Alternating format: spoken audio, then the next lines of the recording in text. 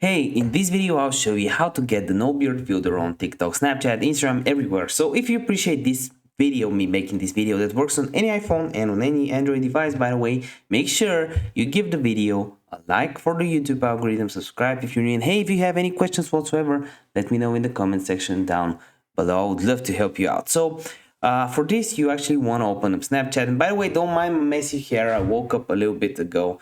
And you want to click on the search bar right here and type the first filter, no beard, or just type it in no beard and you see it.